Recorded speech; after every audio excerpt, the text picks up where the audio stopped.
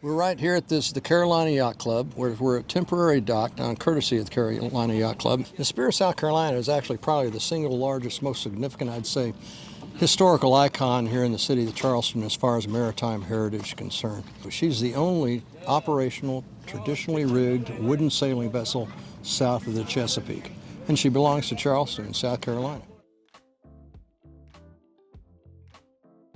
All right, so you saw up top we were sitting there watching them do their drills, and now we're coming down into the galley. And who do we have down here today with us? Reggie is running the show here. We got Reggie, who's a longtime supporter of the show. He's been on the channel plenty of times. Love to have him back out here.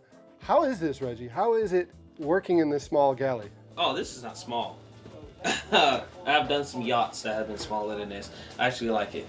Introduce your Sous, right? Is this your Sous, or what is he called today? Yeah, I say my sous chef for today, but he's one of the most important person in my career right now.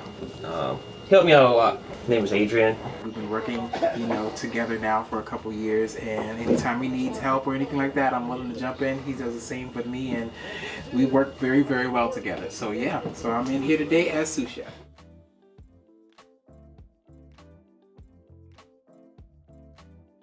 We have red rice with Derek's andouille sausage. The red rice was made with Santee rice. Santee rice is a variant of the Carolina gold rice. All that is from the Charleston gold rice. The reason why it's called Santee rice because it's actually, we use the water, flood it from the Santee River to flood the rice fields. And then we have some roasted vegetables, which is some local turnips and broccoli, and all that is just seasoned with my veg blend, toss that up in some oil, throw it in the oven, let it go. And then we have some roasted pork belly, also from Derek's. So when he says from Derek, it's Cooper River Farm. Yep. All right. It's Cooper River Farm. That local jig. It's all locally sourced. I love it. And then on top, I made a light mushroom sauce. The reason why I call it light, as you can see, it's not like a sauce that's thick and covering it. It just pretty much is going to soak into the pork. And the reason why is because that pork is fatty. And it's lunchtime. I don't want it to be too heavy in your stomach. The mushrooms are... Stretch out. Quick nap.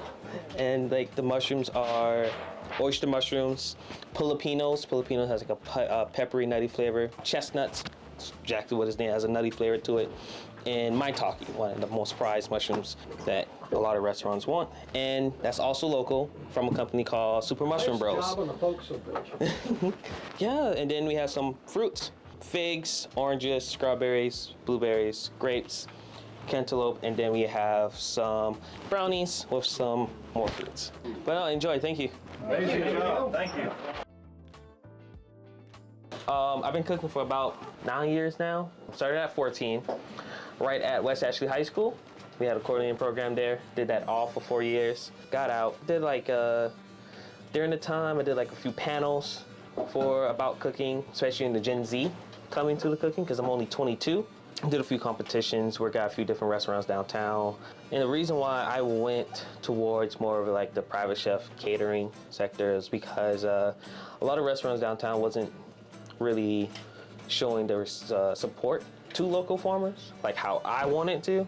So I was like, well, since no one's doing it, I might as well just do it myself. And I just started my private chef business, and I went from doing 50% when I first started farmers, and I've been doing it for about 2 years, that now I'm up to 85% local ingredients. And I'm trying to even push it to 100.